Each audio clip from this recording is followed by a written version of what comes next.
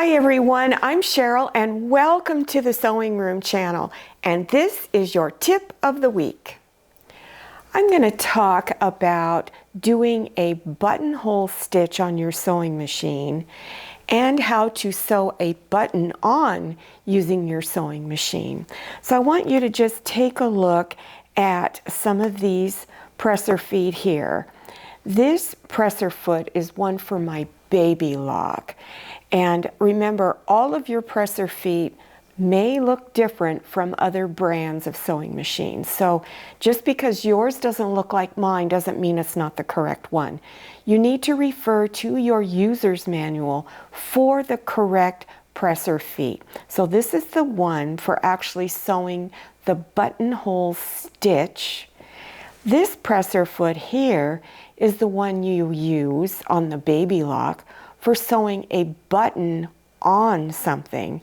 Then you also want to make sure that you are using the correct throat plate here. You want to look for a wide hole. So always verify all of this looking into your user's manual. Okay, let's go to my sewing machine and I'll show you how to do some of these things. Here are the presser feet that I am using to complete this. This one is used for making the buttonhole, and this one is used for stitching the button on. Refer to your user's manual for the proper presser feet to use. These presser feet are from my Baby Lock Crescendo. On this presser foot right here is where you would insert your button. So you open this part up, place the button on there, and close this back up. And then here is the bar that the shank of your presser foot holder goes on. It snaps right on there. When you go to stitch the button on, it goes in this one and it slides underneath this white plastic area. And I'll give you more details when we go to the sewing machine. This is the computer screen of my Baby Lock Crescendo, and these are all of the different buttonhole stitches that I have. When I select one, the symbol changes over here. So if I select another one, you'll notice that the symbol is different. So it's always going to look a little different depending on the buttonhole stitch. I'm going to be using this one. Up here it tells me what presser foot I need to use, and up here it shows the needle position. I've selected a buttonhole stitch and I place my buttonhole foot, presser foot on. I've got the button in the back. Before I can stitch, I need to pull this lever down right here. Then I just start stitching. And it will just automatically do everything. All you need to do is step on the presser foot.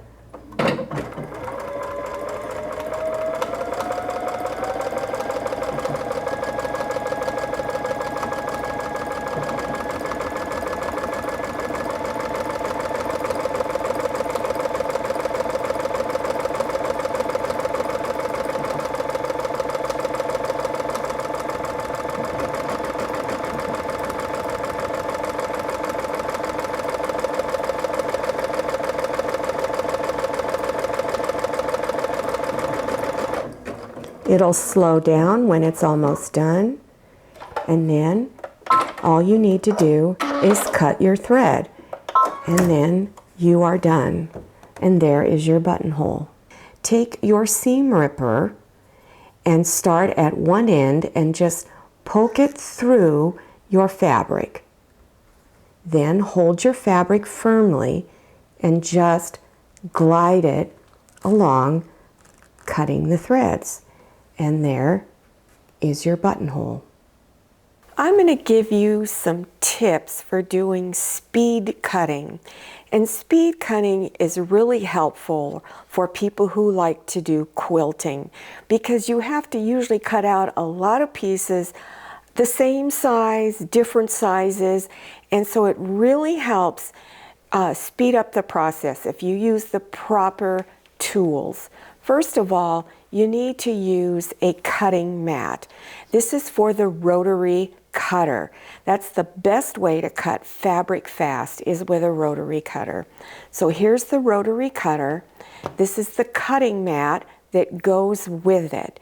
If you're going to cut out quilting fabric, you need a cutting mat that is at least 18 inches by 23 inches. And the reasoning for the 23 inches is when your quilting fabric is folded in half with the selvage edges together, it's anywhere from 21 to 22 inches folded in half. One of the questions I often get about quilting fabric is, can I wash it? Or should I wash it?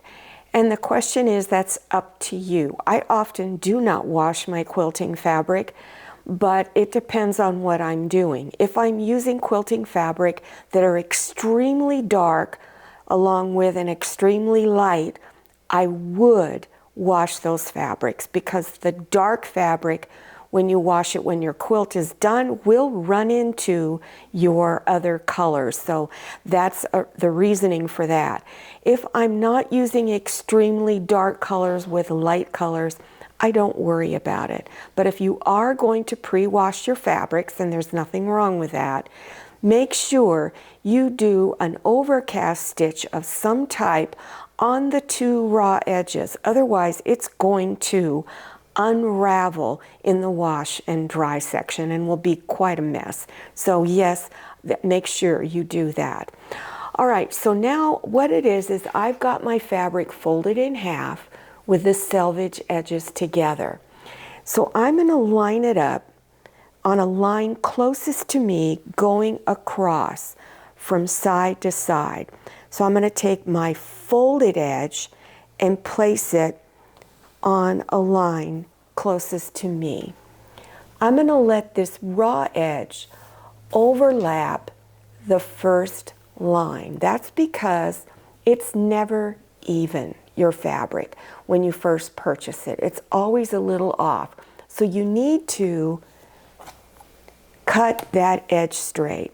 I recommend that you use a quilting ruler or acrylic ruler that is anywhere from 6.5 inches wide to 8.5 inches wide.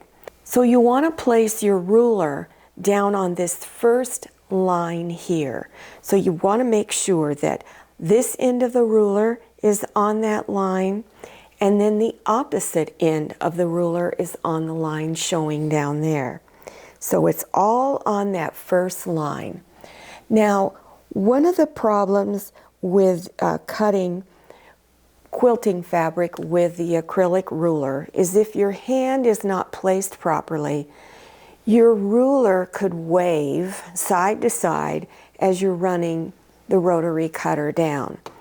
Now you can buy an attachment that goes on your ruler. It's a handle, you hold on to it, you put pressure on it to hold it in place. I've had a lot of people successful with that. But it doesn't work for me because my right hand doesn't close. So I have to do other things. I just take something heavy, anything you've got. And these are just weights I purchased at Home Depot in the hardware store. And I'm placing it down there. I'm placing my first hand here. So I'm now going to cut. And once I get a little ways past my hand, I'm going to just move this weight out of the way. And again, cut, and then go all the way down to the end. Now, at this point, you don't want to move your fabric. If you want to cut a strip that's anywhere, any width you want. So I'm going to cut one that's 2.5 inches wide. So I'm now going to place the edge of my ruler on the 2.5 inch mark. So I'm placing it here. Also, make sure that it's lined up down here on the 2.5 inch mark. You can use your weights again if it helps you, and then cut.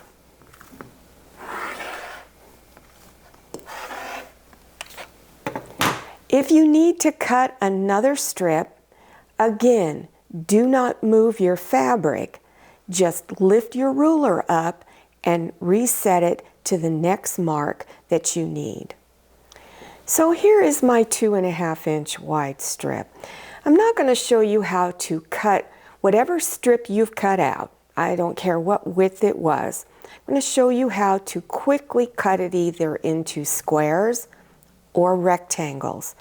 So I'm going to take my strip and I'm going to place it on any line going across this way and lay it down. And I'm now using a little bit smaller ruler for this only because it's easier to control. So I'm going to cut off the selvage ends first, and I'm going to cut it along that very first line again, making sure your ruler's lines are on the edge of the fabric, and then go ahead and cut the selvage edges off. Now if you want a square, since this is 2.5 inches wide, I'm going to now move this line over 2.5 inches and cut. So if you want to cut this entire strip out of 2.5 or into 2.5 inch squares, again, don't move your strip, lift up your ruler, set it down to the 5 inch line because that's 2.5 times 2 is now 5. So you pick the 5 inch line, line everything up, making sure the edge of the ruler is there, and then do your next cut. And you just keep going on down the line. Whenever you are done cutting, close the rotary cutter. Now let's say you want to cut rectangles out of this 2.5 inch strip.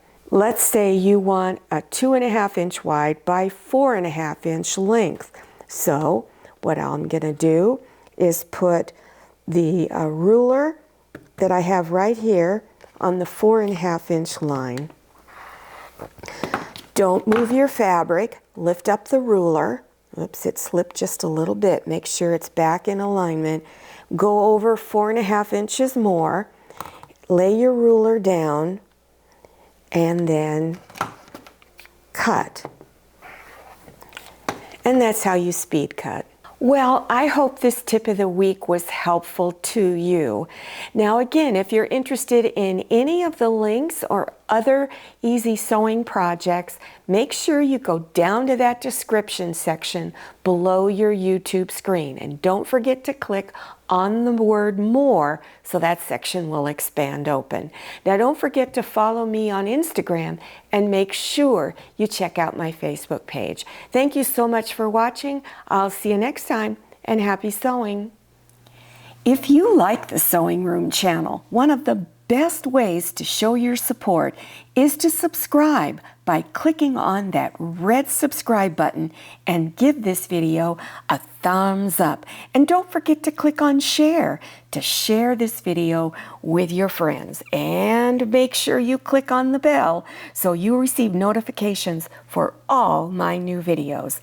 I'm Cheryl, this is Manny, and this is Scotty. See you next time.